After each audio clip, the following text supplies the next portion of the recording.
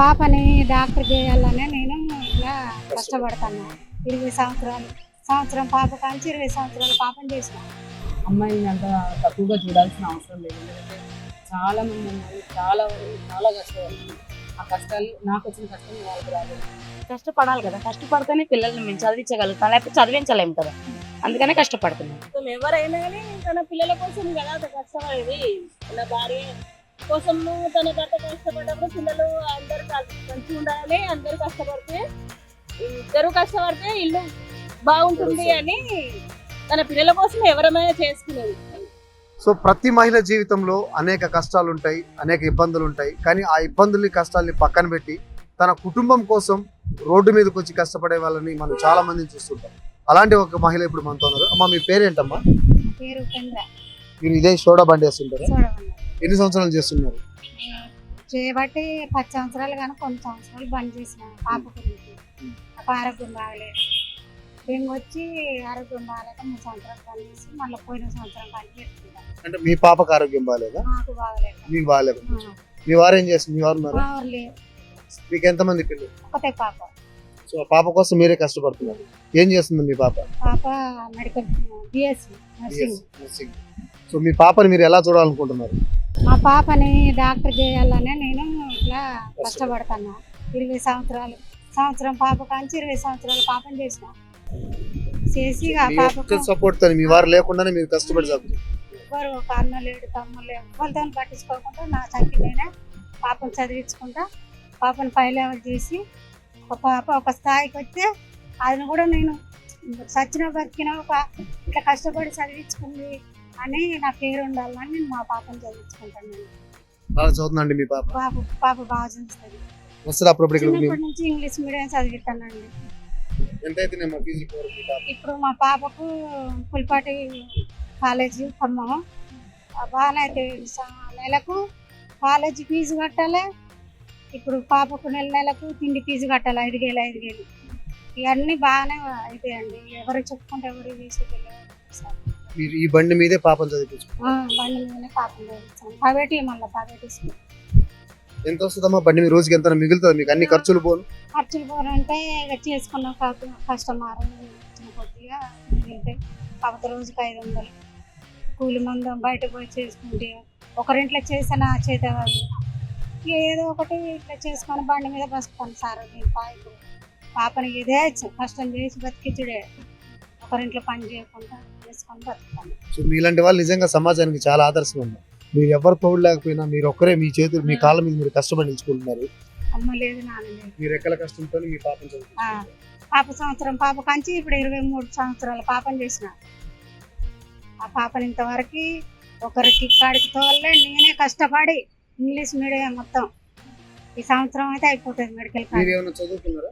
చదవలేదండి. కాబట్టి మీ పాపను మంచిగా చదివించుకోండి. పాపను చదివియాలి. మా పాప ఒక స్థాయికి వస్తే నాకు కూడా మంచిగా ఉంటుంది. ఇట్లా చదివించి వాళ్ళ అమ్మ కష్టపడని అందరు కూడా మీరు మీలాంటి వాళ్ళు కూడా చూడాలి కదా సార్. ఇట్లా ఏం లేదు మా పాప. మా పాప గురించే నేను 21 సంవత్సరం 23 సంవత్సరాల పాపని చేసిన. 20 ఏళ్ళ కింద మా ఆయన చనిపోలేదు కానీ ఉన్నట్లే కానీ ఇక చనిపోయినట్టే. ఇట్లా చేసుకొని బతుకుతాను. మీ పాప మంచిగా చదువుకొని మంచి డాక్టర్ అవ్వాలి, మీ కోరిక తీరాలని మేము కూడా మనస్ఫూర్తి కోరుకుంటాం. పాప కూడా బాగుందండి. మా పాప చూడండి.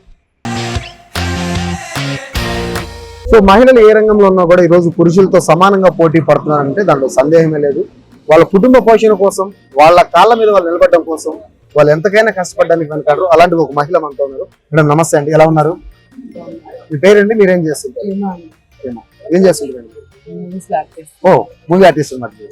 సో మేడం, ఈ రోజు యాక్చువల్ గా మూవీస్ యాక్ట్ చేసే లేడీస్ అంటే ఆనెస్ట్ గా చెప్పండి కొంచెం తక్కువ చూపు చూస్తుంటారు. సో దీని గురించి మీరు ఏం చెప్తారు?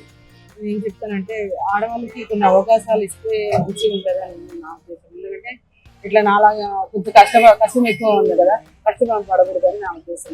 వాళ్ళకి కూడా కొంచెం ఛాన్స్ ఇచ్చి ఇట్లా వాళ్ళకి కూడా కొంచెం గౌరవం కలిగిస్తే మంచిగా ఉంటుంది. ఎందుకంటే తక్కువగా చూడాల్సిన అవసరం లేదు. ఎందుకంటే చాలా మంది అమ్మాయిలు చాలా వరకు చాలా కష్టపడుతుంది. ఆ కష్టాలు నాకు వచ్చిన కష్టం వాళ్ళకి రాదు. వాళ్ళకైనా కొంచెం మంచిగా వాళ్ళకి ఛాన్సులు ఇచ్చి కొంచెం ఇంప్రూవ్ చేయాలని నా ఉద్దేశం. సో మీరు ఏమేమి మూవీస్ లాక్ చేస్తున్నారు ఇప్పటివరకు? క్రేజీ ఫిలిం చేశాను, సముద్ర గారితో మనం రీసెంట్ గా ఒక మూవీ చేశాను. ఇట్లా చిన్న చిన్న మూవీస్ అన్ని చాలా చేశాను. మరి మీ హస్బెండ్ ఏం చేస్తుంటారు, ఆయన సపోర్ట్ మీకు లేదు? పర్లేదు, సపోర్ట్ చేస్తారు కొంచెం.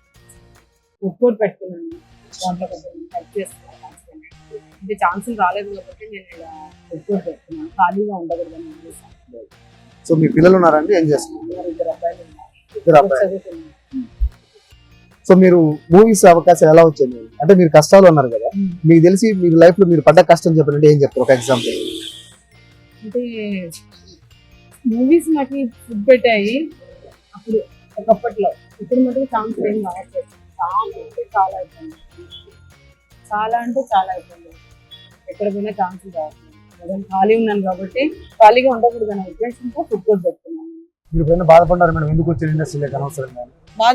పడ్డాను కానీ పడినా కూడా దాంట్లోనే వెతుక్కోవాలి, చచ్చేంత వరకు దాంట్లోనే ట్రై సో చేస్తాను. ఒకసారి మనం ఫిక్స్ అయిపోయిన తర్వాత ఇంకా దానికి అంతే, దానికి ఫిక్స్ అయిపోతా. వెనకడుగు మటు చేసేది లేదు, ప్రయత్నాలు అయితే చేస్తూనే ఉంటా. ఆ వెనకడుగు చేసేది లేదు. వయసు అయిపోయినా ఇంకా చచ్చేంత వరకు అదే ప్రయత్నం. సినిమా పిచ్చి అంటే సినిమా మీద ప్రాణం పెట్టుకుని వచ్చాం కాబట్టి సినిమాలో ఉండి లాస్ట్ వరకు మనం ఏంటో ప్రూవ్ మనం చేసుకోవాలి. ఏంటో ప్రూవ్ చేసుకుని తర్వాత మన కాలం అయిపోయినాక అందులోనే ఒక పేరు సంపాదించుకొని వెళ్ళాలన్న ఒక ఉద్దేశంతోనే నేను అప్పటి నుంచి ఇప్పటి వరకు 13 ఏళ్ళ నుంచి దాంట్లో 13 years నుంచి మీరు ఉన్నారు ఇండస్ట్రీ. 13 years నుంచి ట్రై చేస్తూనే ఉన్నాను. చేస్తున్నా, ఇయర్లీ 2 అట్లా వస్తున్నాయి అవకాశాలు. కానీ నేను ప్రయత్నం ఎవరు చేయరేమో కానీ నేను చేస్తూనే ఉన్నా, కానీ రావట్లేదు. అంటే పెద్దవాళ్ళు తప్పు కాదు, వాళ్ళ కింద పనిచేసే వాళ్ళు ఒక్కొక్కరు ఒక్కొక్కలా ఉంటారు కదా. చిన్న అసిస్టెంట్ డైరెక్టర్స్ వీళ్ళంతా ఒకలా ఉంటారు కదా, వాళ్ళు మేనేజర్స్ వీళ్ళంతా కొంతమంది అట్లా చేశారు, అంతేగాని డైరెక్టర్స్ తప్పలేదు.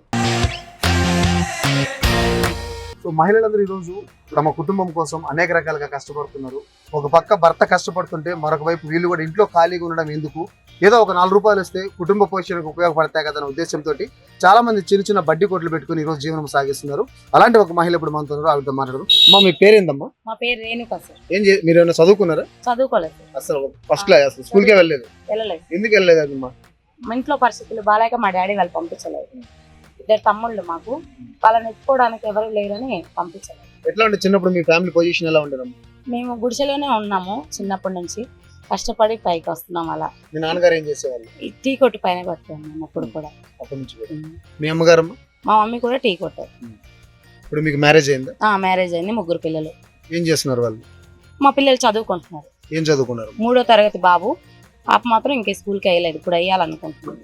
సో అంటే మీరు సరిగ్గా చదువుకోలేదు కదా, మీ పిల్లల్ని బాగా చదివించుకోవాలని కోరిక ఉందా మీకు? ఉంది, చదివిపిస్తాం. సో ఈ షాప్ ఎప్పటి నుంచి పెట్టుకున్నారు మీరు? 10 సంవత్సరాలు అయింది. మ్యారేజ్ అయ్యి 11 సంవత్సరాలు, 10 సంవత్సరాలు అయింది. మీ వారు ఏం చేస్తుంటారు? కార్ డ్రైవింగ్ చేస్తారు. సో ఒక పక్క ఆయన కష్టపడుతుంటే మీరు ఆయనకు సపోర్ట్ చేస్తున్నారు. చేస్తాం. ఎంత జరుగుతుందమ్మా రోజుకి, ఎలా వస్తుంది? మాకు రోజు ఒక 200 మిగులుతుంది అన్ని ఫోన్. అన్ని పోను. మరి మీ వారు అంటే కార్ డ్రైవ్ ఎప్పుడు ఇంట్లో ఉండరు కదా, ఒకటి పిల్లల్ని చూసుకోవాలి, ఇట్లా షాప్ చూసుకోవాలి, మరి ఎలా చేస్తున్నారు? పర్లేదు, కష్టపడాలి కదా, కష్టపడితేనే పిల్లల్ని మేము చదివించగలుగుతాం, లేకపోతే చదివించలేము కదా, అందుకనే కష్టపడుతున్నాం. సో ఈరోజు చాలా మంది లేడీస్ అందరూ కూడా బయటకు వచ్చి పనులు చేసుకుంటున్నారు, ఇది మంచిదే అంటారా? మంచిదే సార్, మరి మన పిల్లల కోసం మన భర్త కోసం మనం చేయడంలో తప్పు లేదు కదా. వేరే వాళ్ళ దగ్గర అనిపించుకునే మన పిల్లల కోసం మన భర్త కోసం మనం చేయాలి. సో మీకు తృప్తినిస్తుందా చేసే పని? పర్లేదు సార్, ఫ్యామిలీ కోసం మనం కష్టపడే దాంట్లో తప్పు లేదు, అందుకనే కష్టపడుతున్నాం. సో ఈరోజు మహిళలు తమ కుటుంబ పోషణ నిమిత్తం రకరకాల ప్రయత్నాలు చేస్తున్నారు.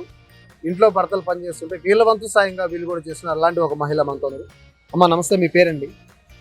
నా పేరు అనిత. ఈ షాప్ ఎన్ని రోజుల నుంచి నడుపుతున్నారు? 2 months అయింది. 2 months. ఇంతకుముందు ఏం అంటే ఇంతకుముందు మీరు జాబ్ చేసేవాళ్ళ లేకపోతే ఇంట్లోనే ఉండాలి? ఇంటి దగ్గర మేము కర్రీ పాయింట్ ఉండేది మాకు. సో ఆ ఎక్స్పీరియన్స్ ఇక్కడ పనికి వచ్చిందంటారు. మీ హస్బెండ్ ఏం చేస్తుంటారు? Husband driver. సో ఆయన కష్టపడుతుంటే ఫ్యామిలీ కోసం మీరు కూడా కష్టపడుతున్నారు. మీ పిల్లలు ఏం చేస్తున్నారు, చదువుకుంటున్నారా? చదువుకుంటున్నారు. మేడం ఎలా ఉంది మేడం ఈ షాప్, ఎలా ఉంది, ఎలా నడుస్తుంది, మీకు ఏమనిపిస్తుంది? పర్వాలేదు, మామూలుగా ఉంది కానీ ఇంకా బిజినెస్ డెవలప్ అయితే బాగుంటుందని అనుకున్నాం. మేడం ఈ రోజున లేడీస్ అనేక రకాల పనులు చేసి కుటుంబం కోసం కష్టపడుతున్నారు. సో వాళ్ళ గురించి చెప్పమంటే ఏం చెప్తారు? ఏం చెప్తాం, ఎవరైనా కానీ తన పిల్లల కోసం కదా అంత కష్టపడేది. తన భార్య కోసము తన భర్త కష్టపడ్డప్పుడు పిల్లలు అందరు మంచిగా ఉండాలని అందరు కష్టపడితే, ఇద్దరు కష్టపడితే ఇల్లు బాగుంటుంది అని తన పిల్లల కోసం ఎవరమైనా చేసుకునేది.